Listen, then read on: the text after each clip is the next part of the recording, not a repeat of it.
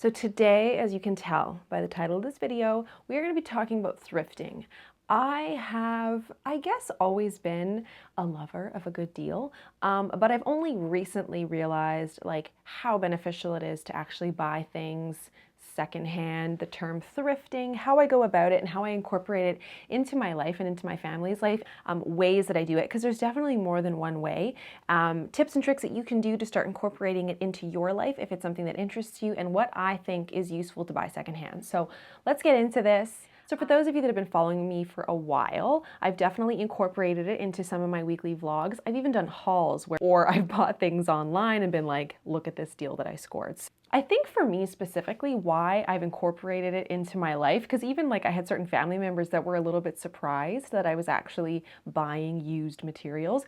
But I've mentioned before, like because we moved overseas, I've actually sold essentially everything I've owned twice. That's insane. I did give some of it away, but I definitely sold a huge chunk of it online, and I actually made a little bit of a profit from it, which is kind of nice. I mean, when you buy things, you're not exactly intending to sell them, but there is that bonus feature. And the fact is it's also nice, that other side of buying and selling, is that you're actually giving it to someone who might really benefit from it. Maybe they wouldn't have been able to afford that particular piece new. So I thought what I would do is actually just like walk around my house and show you some things that I've bought secondhand and the types of deals that I got. So one way that is obvious is to go to a thrift shop and like check that out. But as busy moms, I mean, we don't always have the time to go by ourselves. And I feel like when you're in a thrift shop, you need that dedication. Like you need to be able to walk the aisles. Sometimes you don't know what you're looking for, sometimes you do, but you need to walk the aisles, have time to look through it, because it's not all shiny and new, and you got to make sure that what you're getting is of value in the whole thing. So something that I've recently discovered is VarageSale. Now this is an app that was actually created by a mom looking for a place, a community to buy and sell things, whether it be for her children or for her family or whatever. And then she realized that there was a total niche for this. So what started out as this like basic Facebook page community has evolved into this amazing app that's used primarily by women. It's like 95% women, mostly moms, but not all,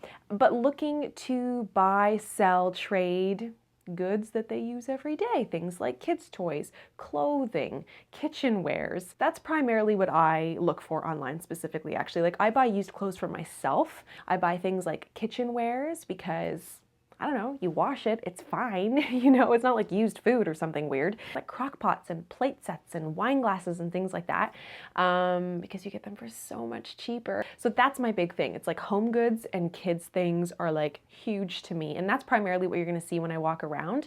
Compared to other sites, the thing that I like about it the most is that you have to log in with your Facebook.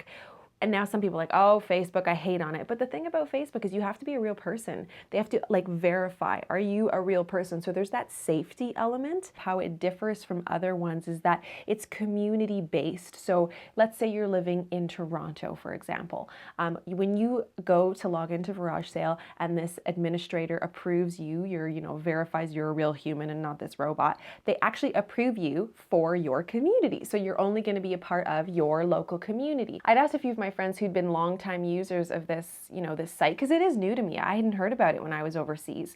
But one thing that they said is it does feel safe. Like when there's an item that's listed for sale, there's comments below it. You can talk back and forth with the seller because they're a real person. Do you know what I mean? There's a lot of different ways to thrift shop. And if you're anything like me, I've got like 6 boxes, maybe times 2, that I have to go through, and I have to get rid of some stuff because my kids are growing up, or if I haven't touched something in over a year and it's not like a sentimental value piece, that thing's got to go. Because I'm all about that declutter life. When you're in this like season of kids and you're trying to make a go of things and you want your pennies to like spread nicely, it's nice to be conscious of how you're spending your money and where those pennies are going. Because sometimes I really want new stuff, but I just don't have the cash to do it. And then I find it for like $5 and I'm like, yes. So yeah, anyway, so you saw what I bought secondhand. You can see that there's definitely deals to be made. If you're curious about VarageSale, get the link, check it out below. It's really fun. It's free, of course, but it's fun just to like sit there. I like to like just scroll through it and see what's for sale. I might have a shopping addiction. We're not sure. I hope you have a great weekend. Keep it real, subscribe. All my links are below, and I'll see your face in my next video. Bye, guys.